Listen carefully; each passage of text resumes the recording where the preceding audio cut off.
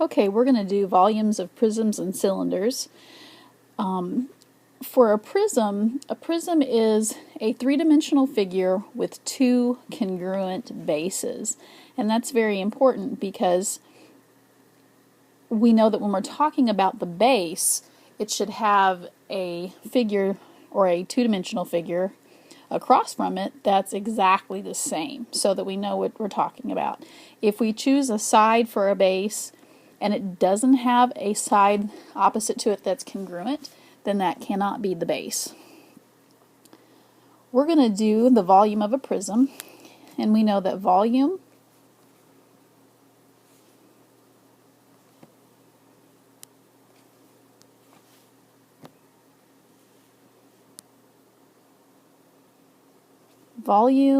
equals the area of the base times the height.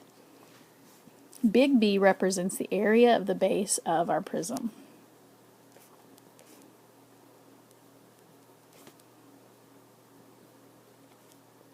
Remember, if I choose a side for a base, it has to have a side opposite it that's congruent to that base.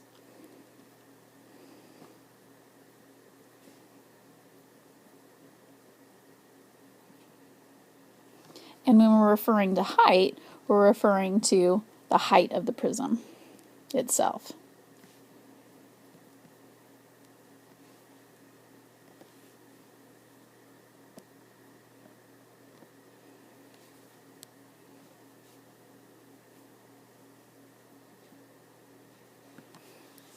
Now, height must be perpendicular to the base.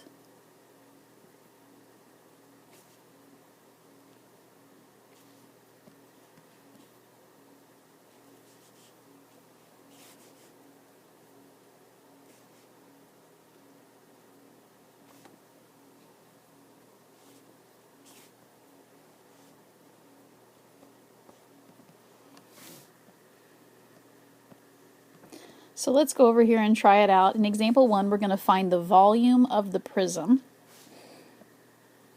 Again, when we do volume, we want the area of the base times the height. So we really have two problems.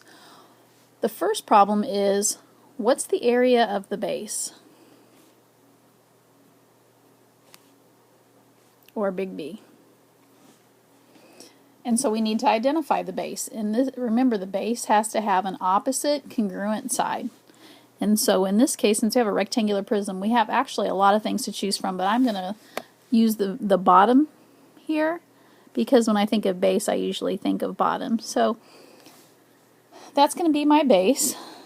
And so the base is actually a rectangle, and the area of a rectangle is base times height. You'll notice I've got a small b for this one. Small b refers to the length of a side. So the base in this case is of length is 3 inches, and the height of that rectangle that we've highlighted is 5 inches. So the area of our base, or the area of the rectangle, is 3 by 5 or 15 inches squared. Then our second thing is to fill out our formula where volume equals area of the base times height.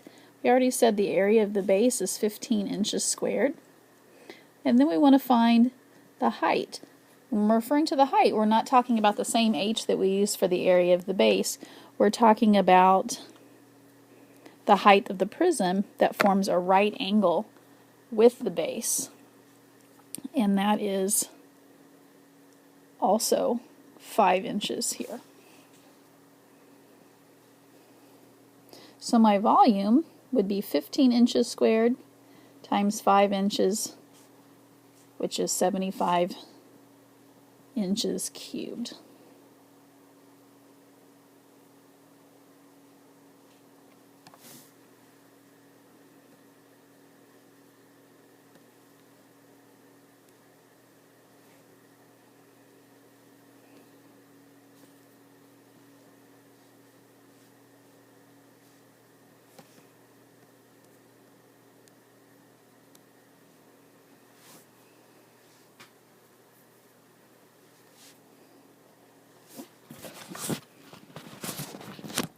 For example 2, we want to find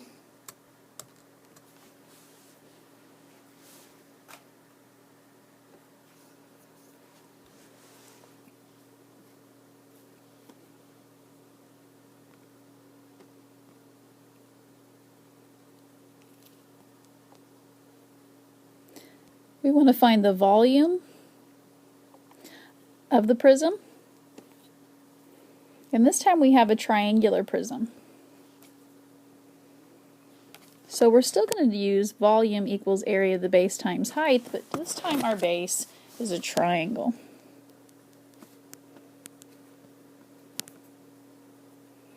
And we use 1/2 the base of that triangle times the height.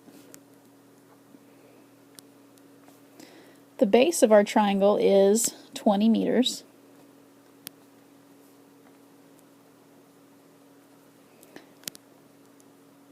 But we don't have a value for the height.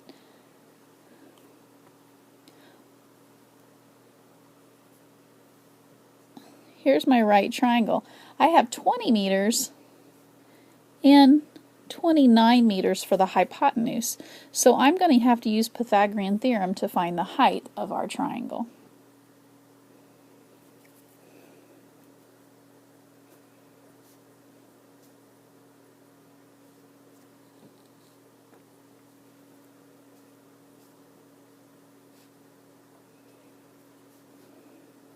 So h squared plus 400 equals 841.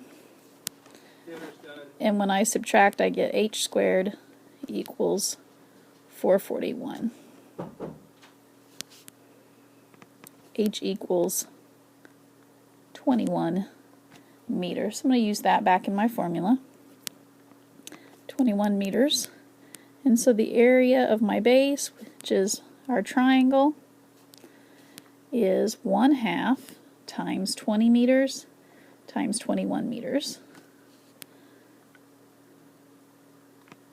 And so the area of the base is 210 meters squared.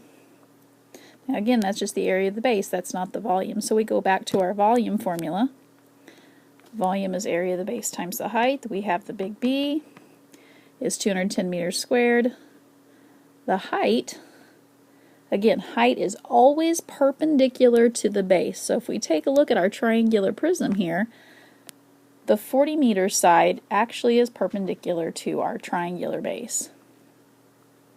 So the height is 40 meters, and so volume is 210 meters squared times 40 meters, which is 8,400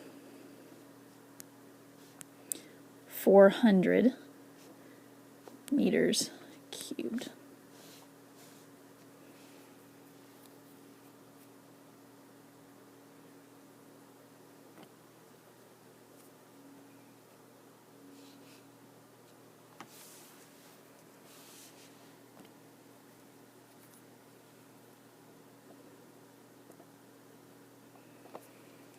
In example 3, we want to also find the volume of our triangular prism. Volume again, always area of the base times the height. Our base is a triangle again, but it's not a right triangle. It's an equilateral triangle, which means that all angles are 60 degrees, and yes, we're going to get to use our 30, 60, 90 right triangle. So the base is 6 meters, but we want the height here.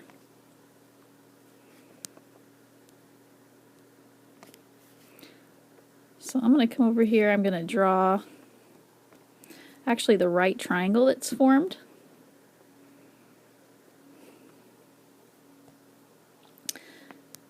And so this side is 3 centimeters, and since I bisected the vertex, that's going to be 30 degrees. And this one is 60 degrees.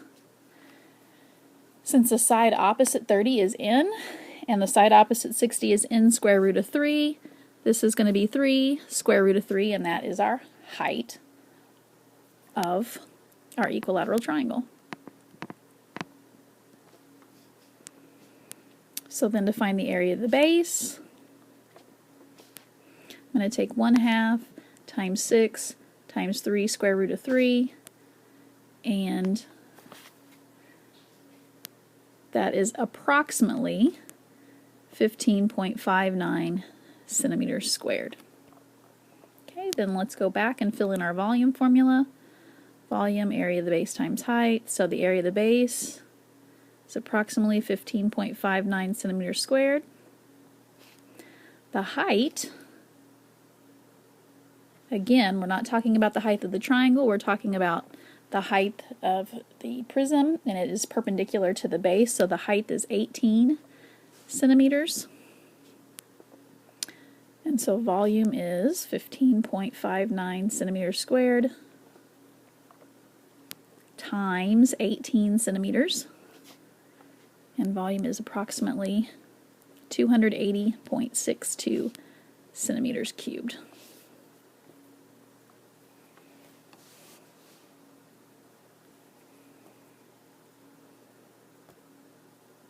Okay, looking at the second page,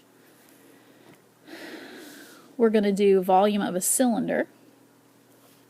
Same thing here. Volume of a cylinder, we're going to do area of the base times height.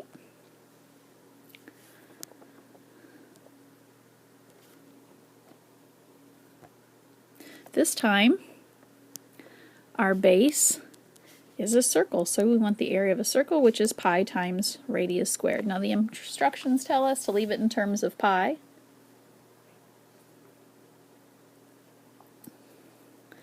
We know that the radius is 8 feet because the diameter was 16, and so big B, or the area of our circle in terms of pi, would be pi times 8 squared, which is 64 pi.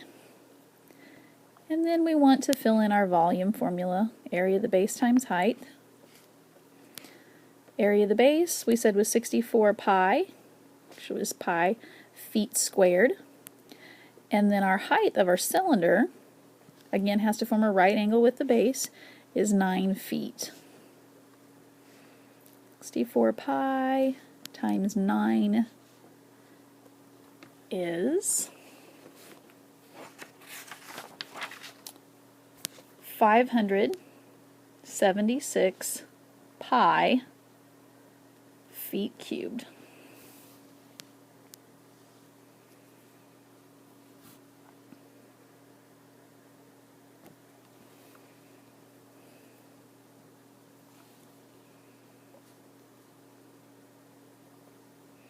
Okay, the very last problem here is talking about composite figures. And composite figures are just taking more than one three-dimensional figure and putting them all together. So what I would probably do here is look at this as almost like a table. And I have a top, and then I have two legs there of my table. And if you look at the measurements, you can tell that the two legs are congruent. The legs are 6 centimeters high, 6 centimeters high, the table is 10 centimeters high, so that makes our top 4 centimeters. And I'm going to find the volume of each part. So I want the volume of the top plus 2 times the volume of the leg. And I take 2 times just because I have, well, 2 legs here. So for the volume of the top, area of the base times height, the area of the base, I'm going to use the front end of the table, which is 4 by 14.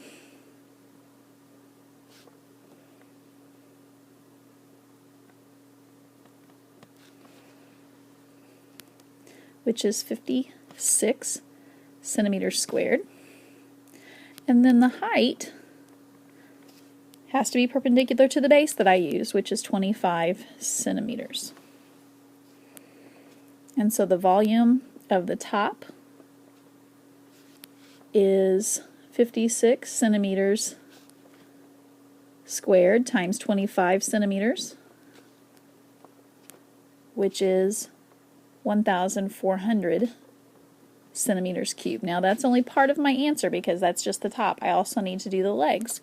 So the volume of one leg, again, area of base times height. I'm just going to use that front end of the leg. Area of the base, so again, is a rectangle. Base times height, and that's 4 centimeters times 6 centimeters,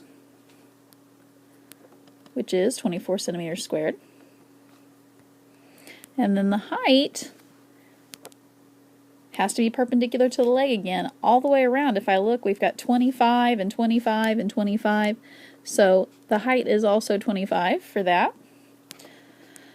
And the volume of the leg is 24 centimeters squared times the height, which is 25 centimeters.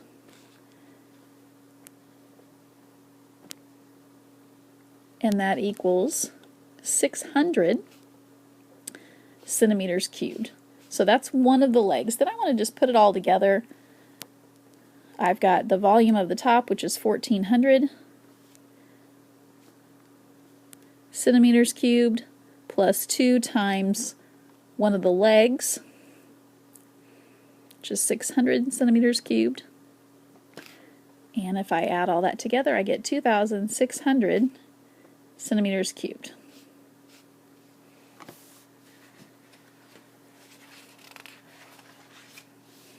Okay, that's all of our notes. You'll also have a practice worksheet to do, and have a nice weekend.